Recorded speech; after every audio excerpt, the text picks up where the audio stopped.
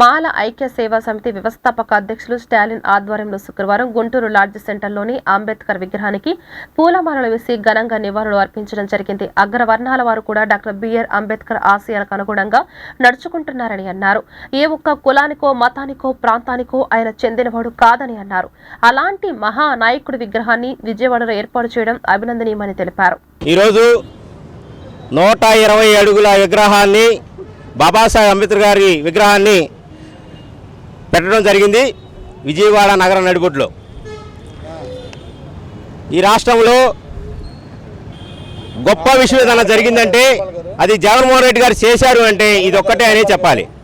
అంటే ఈరోజు నేనేమంటానంటే భారతదేశం ఉలిక్కిపడేలా బాబాసాహెబ్ అంబేద్కర్ గారి విగ్రహాన్ని శృతివనాన్ని ఆ రకంగా పెట్టడం అనేది నిజంగా గర్వకరమని మేము చెప్తా ఉన్నాం. విజయవాడ ఉలిక్కిపడుతుంది. ఈ రోజున లక్షల మంది ఈరోజు ఆ బొమ్మను చూడడానికి వస్తున్నారన్నమాట. కానీ తీవ్రంగా ఆ బొమ్మ బాగా నీట్గా చేయడం జరిగింది. అలాగే రాష్ట్ర ప్రజలందరూ వస్తున్నారు.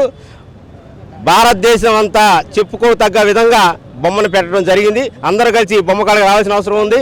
దర్శించండి. ప్రోగ్రాం బాగా జరుపుకోవడానికి సహాయపడిన వీళ్ళందరూ కూడా జై భీమ్ తెలుపుకుంటున్నాను. జై భీమ్.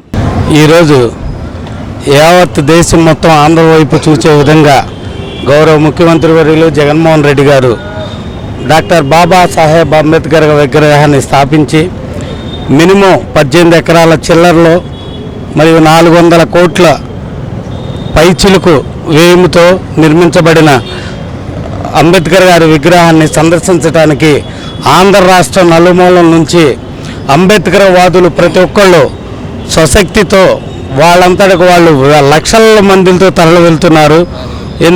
ఈ కార్యక్రమాన్ని జయప్రదం చేయటానికి ఇక్కడ